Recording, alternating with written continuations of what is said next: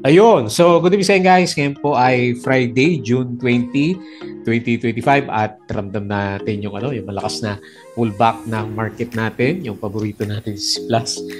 More than 10% na yung drop niya, no? So, anyway, karamihan ng mga big caps laglag ulit for today's trading natin. Dami natin nakikita dito. Puro negative yung mga nakikita natin. So, nag-close tayo ng 6,339.77. So negative 0.27% and 835.44 million net foreign sale. Ayan, so walang tao sa market kaya lumilipad yung mga penny stocks pa rin natin. So sila pa rin naman yung yung mga pinaka movers natin. So mukhang pullback na talaga by next week. Pero 'di ba nabasa niyo yung balita ngayon na si Donald Trump dinelay niya ng 2 weeks yung decision niya kung sasali siya doon sa gera doon sa Iran versus Israel naman. So hindi siya makapag-decide kung sasama na siya kaagad. Pero yung market natin, nagpapaalam na yung mga big caps holders lang naman. Pero sa mga penny stocks, malalakas pa rin yung galawan. Kaya lang yung mga pag-usapan natin, more than half nito is puro pullback talaga siya. Okay? So US market, wala silang trading kagabi pero meron. So yung futures is medyo mapula ng konti. And then yung crypto, okay naman, medyo nagbabounce nasa 105K si crypto natin. Sa Philippine markets, wala talagang catalyst kahit nagbawas ng interest rates, wala pa ring epekto sa mga big caps na stocks na natin. Okay? So ito yung pinaka-winner natin sa araw si FNI pala. So nag-close siya ng sa closing to binanatan, no? 43.22%. Grabe yung yung spike. So mamaya silipin natin siya. Ano kayong balita dito? So, yung nakikita ko lang sa Instagram, yung parang meron siyang partner sa ibang investor with regards sa mga nickel na products kasi mining yung di ba malalakas for today's trading. So yun lang naman nabasa ko. So sa 25 pa daw yata yung parang niya, 'di ba, yung assembly meeting. So doon natin siguro malalaman yung big disclosure kasi hindi man siguro ipapump to ng 43.22% kung wala siyang big news na ibibigay. So meron siguro 'yan. Congrats na lang sa mga meron sa kanya. Sayang to, no? Ito na lang. May setup na siya noong nakarang araw eh. So anyway, wala tayong BP during the time. So meron siya net foreign buy na 4.05 million. Ito, yung una natin, ito na timingan natin to sa MRC. So nag-up siya ng 11.24%. Okay. Buti nila, hindi ako na-shake out doon sa Mapulat to nung Thursday, di ba? Nag-drop to. Nag-breakout tapos may konting breakout Wednesday, Thursday drop. So ngayon medyo bumawi siya. So 11.24%. Meron siyang 6.05 million. So hindi pa ako nagbenta sa kanya. Ewan ko kung merong galaw dito next week. Ina-assume ko meron siya kasi medyo malakas yung volume. So tingnan natin mamaya yung price action. And then eto na, yung mga pullback. Okay, kaya konting ingat sa high flyers. Ewan ko si FNI kung another ceiling ulit by next week. Pero parang ipapump siya based sa galawan niya. Pero si LC, pullback na. So nag-aabang na siguro sa Fibonacci yung mga kasama natin, negative 14.69%. Ayan. Pero buhay pa rin itong mga to eh. Yung style ng mga to eh, bibitinin ka, no? So pasasakayin ka sa taas. Pag cut loss ka na, saka magkakaroon siya ng bounce. So duda din ako sa drop na to, baka mayroong bounce to by next week. Pero wala akong LC na hawak. Ayoko ng mga sobrang high risk na na trade. So wala siya net foreign buy, so alam mo na locals yung hinete. Tapos eto si BSC, nag-up din siya nung nakaraan, di ba? So kinakain na niya yung gains niya, negative 8.9%. So di ba nag-spike din to. Meron siya 1.3K net foreign buy. C Plus, yung alaga natin, mukhang kailangan ng bitawan to So negative 4.89%. So parang na-break pa yung yung MA20 tapos bearish, di ba? Yung candle natin sa kanya, pero ito yung ayaw ko sa kanya. 186.97 million net foreign sell. So binuhusan si Plus natin. Okay? And then si Web, another pullback. Yan, ingat sa mga penny stocks. Negative 6.22%. Pero minsan kasi mahirap din na palampasin, no? Kasi after ng ganyan mga pullback, meron din silang mga malalakas din yung mga bounce nila. So, good luck. 570.55K net foreign buy. Okay? So, medyo pangit yung blue chip. So, laglag si Globe, 3%. Blue, -4. Ali, -3.16. BDO, -1.16%. Ayala, -1.6. Ayan, PLDT lang yata ng verde. So, 0.57%.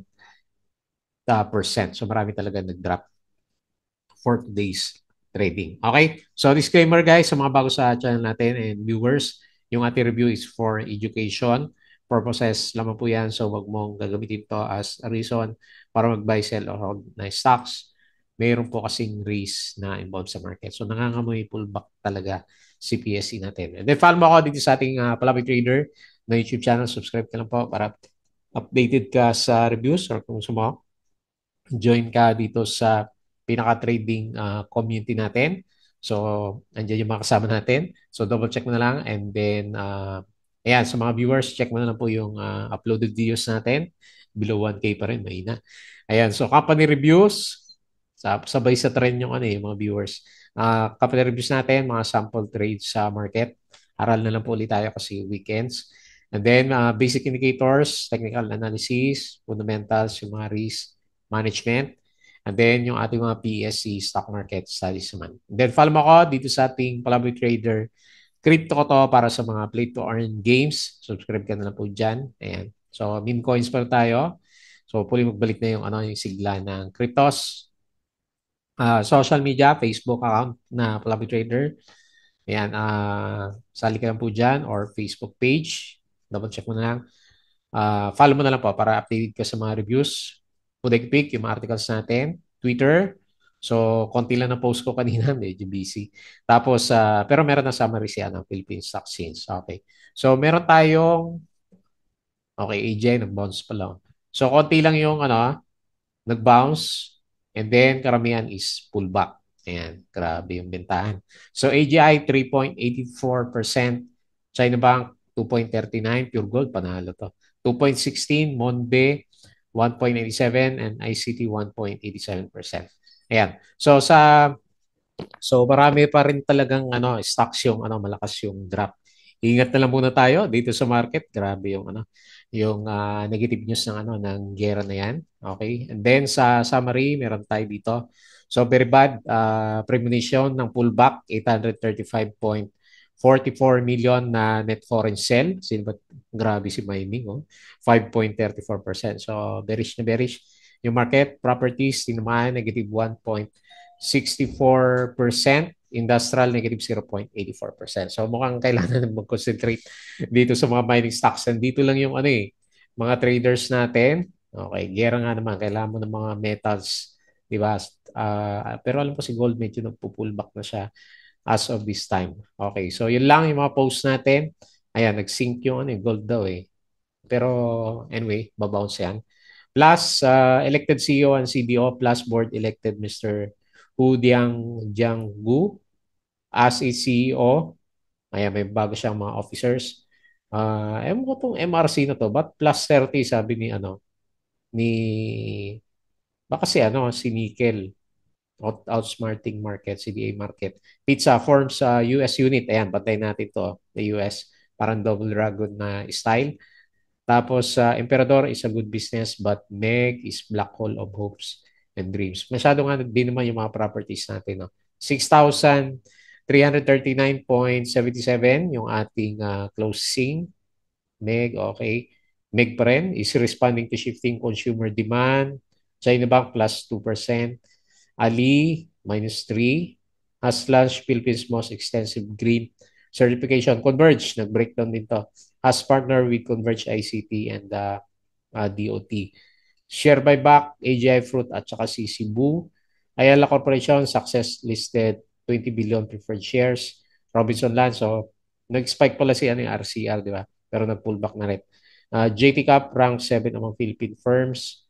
By Band, plans to invest around, laki 46 million to grow its renewable energy. Pero mining ang in demand. Citicorp has sealed a 120 million partnership with Indonesia's Pertamina. Ayan, kaya palang spike dito isang araw. Plus, pullback. US futures, okay, drop. So, maraming drop siguro mamaya. Sa USC stocks, CREEP plus 1.7% kahapon, Upson, nag-up to mga to, CTS. So yung mga small caps natin yung gumagalaw. SEC secured a 20-day temporary order from to halt the government's collection of duties and taxes on fuel imports. Ayan, may sampalan. RCR to inject 9 malls worth 30 billion. AGI projected capex down 21%. Plus as appointed. Okay, may bagot siya. Okay, so yun lang yung mga post ko for today. And tingin tayo dito sa chart. Okay, so ala ko reversal na yung kahapon eh. Wala. So talaga nangangamoy pullback si Philippine Stock Exchange natin. So 66. Baka kailangan ibaba na natin diretso yung pares na sila ng trend ngayon. Pababa. Okay, konting ingat na lang kasi ramdam nyo naman siguro, no? Ayaw gumalaw ng blue chips. Nandun sila sa mga penny stocks. Yun yung mga binobomba ng mga traders natin. So, pababa na lahat. Okay. Okay. Best case scenarios, sana mag-bounce tayo dito sa 6,250.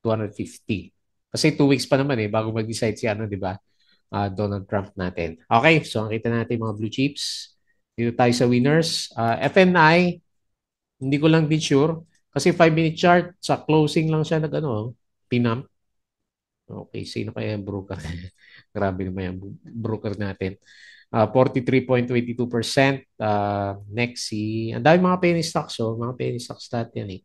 MRC, ayun, natuloy na yung breakout natin. Oh. Saan ba ako bumili? Dito ako bumili eh. Kala ko breakout nung Wednesday. Tapos bigla naman tumba. Muntik na ako ma-shake out din. So, anyway, ayos. So, antayin na lang natin hanggang saan yung labanan dyan. 11.24%. Tapos si CEU, 5.86, di ba? Mga small caps na yung mga binobomba. ACR, premonition kasi ng bearish market, yung mga gantong galawan. 5.17% si Alson. Sayang din to. Laki din ang spike niya. PX, 5.11, 80. Atlas Mining, di ba? Mining stocks, 4.82. So sila yung naman yung pagba. PNB, nag-breakout pala 4.36. Hindi natin nakita to 4.36%. Nickel, 2.52. Ito, in-expect ko din, mag-breakout na rin to. Kasi for mining, pure gold, ito maganda Breakout, 2.16. Monday, nag-bounce din. 1.97%. So sa losers, nandito sa loser yung alaga for si Plus. So LC, ayun ano ba yan? Fill the gap, minus 14.69%. Late ng volume, mukhang nakalabas na sila dito. Now, kawawa naman yung mga nag-aantay ulit dyan. BSC, ayan, ito din, nangain din. Negative 8.9%, hopefully mag-bounce na tumataw next week. Sino pa may volume? Web, minus 6%. Laki din ang volume niya. Si Merrimart, okay, nag-drop na rin, 5.36. Duda ako dito sa spike ni Merrimart kasi yung stock rights offering niya, diba, baba, 0.4, 0.5. Bloomberry, minus 4.8.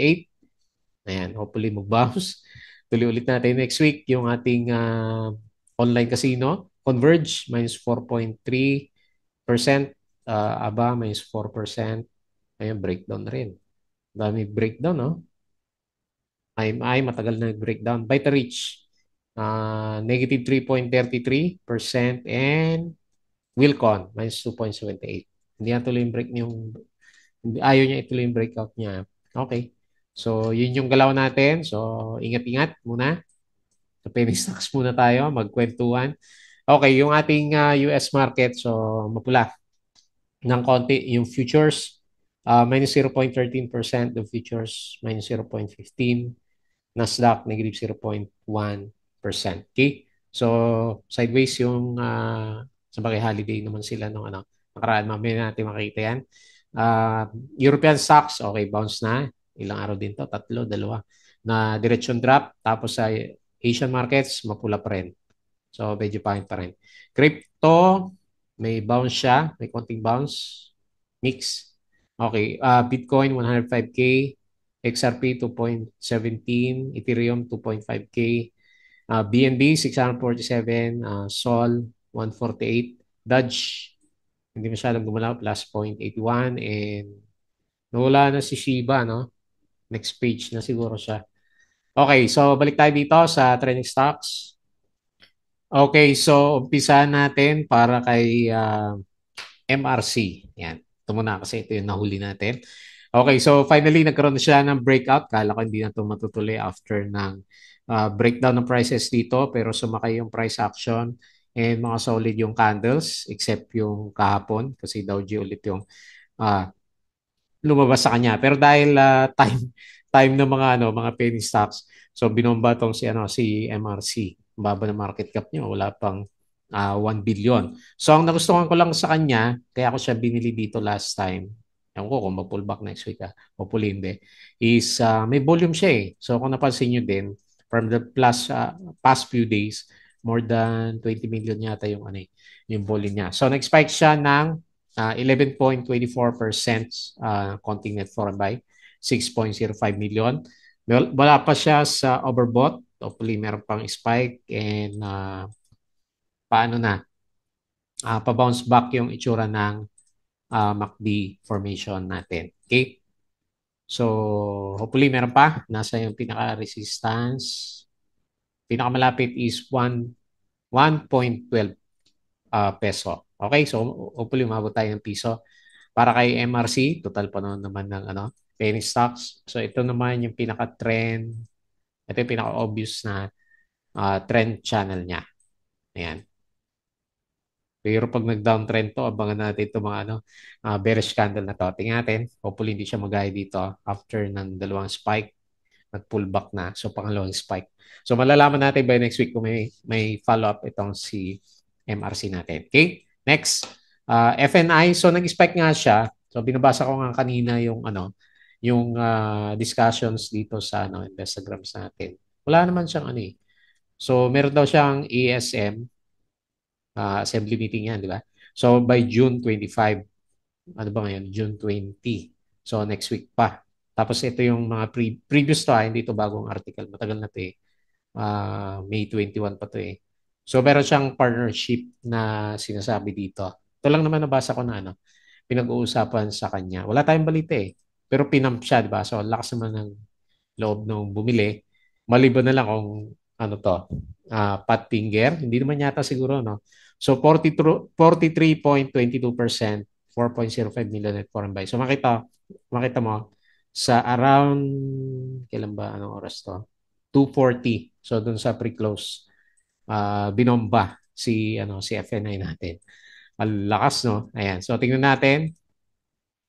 So malalaman mo na lang to pag nag-spike na. So half body ng candle muna tayo. 1.46 as support, and then kung may follow up yung volume na yun, kung may kwento talaga siya, is 1.98. Tinataasan natin kasi hype din naman yung pagtaas ng price action niya. Ayan. Kaya lang, guys, sabi natin, RSI 87, watch out na lang sa mga pullbacks natin. Okay? So, yun yung mga catalyst. And then, si LC, Lipanto, ito na, yung mga worry natin dito sa mga high flyers na to. So, hindi na natuloy after ng second na galawan, tapos yung bearish candle natin sa kanya kahapon nga. So, nag-breakdown siya is, again nga natin to ng line para makita natin anong oras nag-breakdown. Most likely, meron to may oras ng breakdown. Ayan.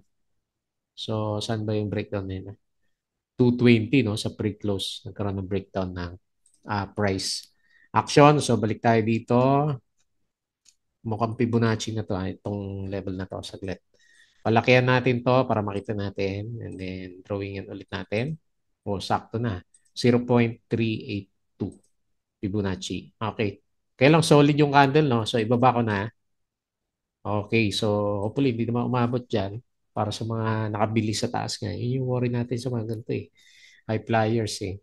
So, sinasalo siya pero falling knife pa rin yung itsura niya eh. So, dyan na lang yung 0.5 Fibonacci, 0.1367, tapos pinaka-resistance is around 0.1713. Okay? So, konting ingat, pero may ano naman itong mga ganitong high flyers eh. After ng gap up, mga ganyan, profit taking, and then meron siyang bounce. And then saka natin makita kung magtutuloy yung price action talaga. Meron pa mga bounce, no? Ayan. Hopefully, meron pa. At mag-bounce siya dito sa 0.1367 para sa mga mahilig sa Fibonacci. Next, another pullback. BSC, sayang yung galaw na ito, no? Nakaumpisa na pero kinain din, no? Pero may konting bounce, no? Nag-bounce siya ng konti sa ano, ME9. So, diyan ko na lang ilalagay yung support. Pero yung resistance, Fibonacci din to, no? Ayun, no? 0.618 yan, eh.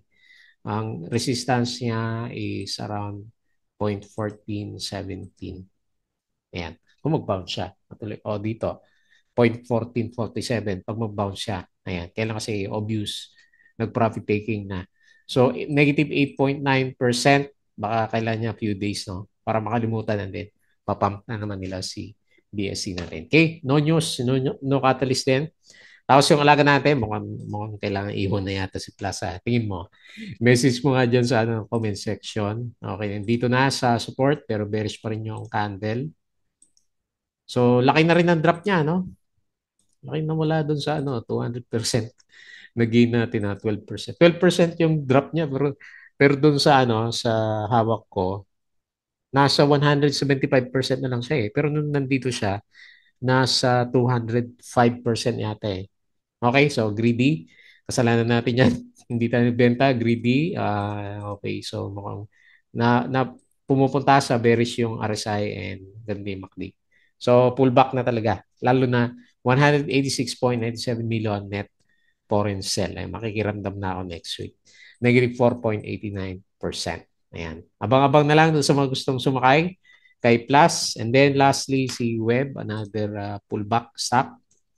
Lungkot naman ang mga kwento natin. Puro pullback. Okay. Sa ba resistance natin kahapon? Dito ba o dito? Dito kaya sa gap nilagay, no? Pero dito siya nagkaroon ng resistance. And then, okay. So, hopefully, hindi na siya bumaba. Kasi ito yung pinaka-support area niya eh. Dito sa MA100.